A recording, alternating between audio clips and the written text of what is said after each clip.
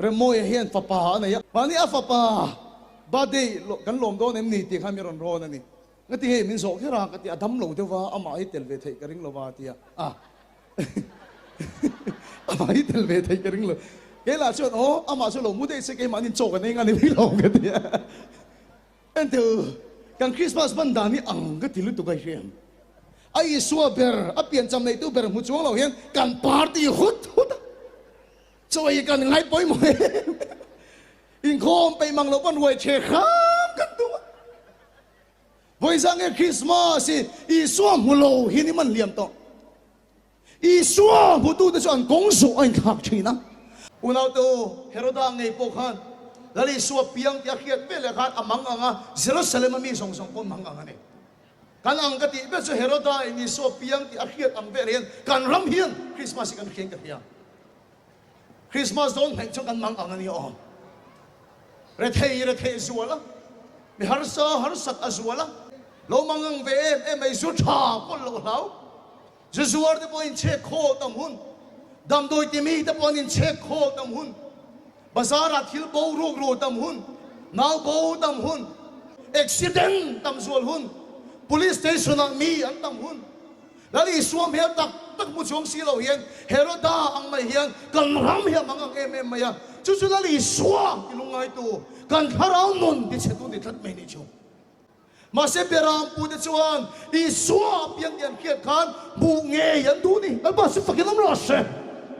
una do sanila po ni suam pian cham kan lom na hian a hut a kon chei thom no thar chu di khati ro ta hian ral lo tu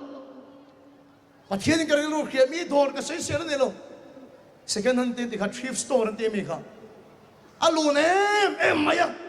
acha kom no thar tu ni ma sila chung ro ta chung hal lo tu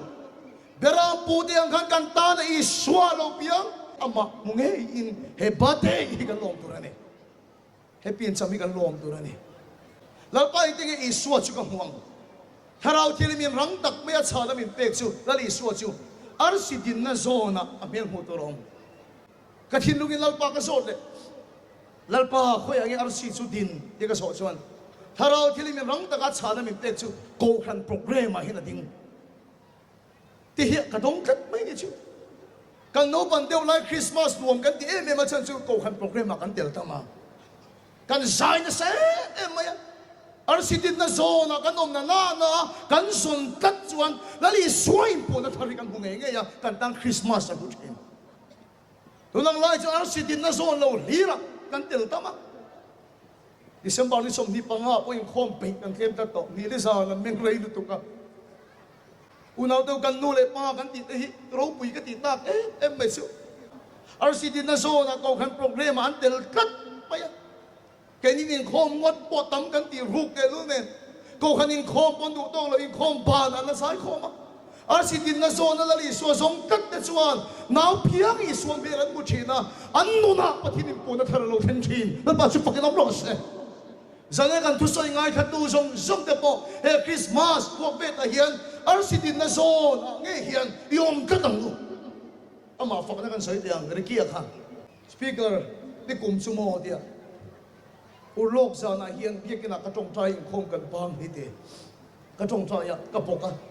ka thinung ai kharau thilimen thulo soi tat thian ka ya ti I thom no trai pa thak la thom no chia pa hala ron tong trai le ro ti kharau thilim o hi ka ya ti a soi lai khan ro pui ka te em me ni som ni pali sa na chu ti tak mai la ri so bel mu du a zong tu tong trai tu so ro pui ka te he ngor lok za na ti chu rong bo tu zong deu tho po ka I tha da te ro ar kan ringot kan boy puya ho bonfire mai che ringot kan boy puya chung khome la si khut la ya riki atia ni som di palisa na pon sil pen tha po hadu lo vai kha ka pia ke la tong pai ngat ngat ne chuan now piang is so very mutin mal ba su pakin ro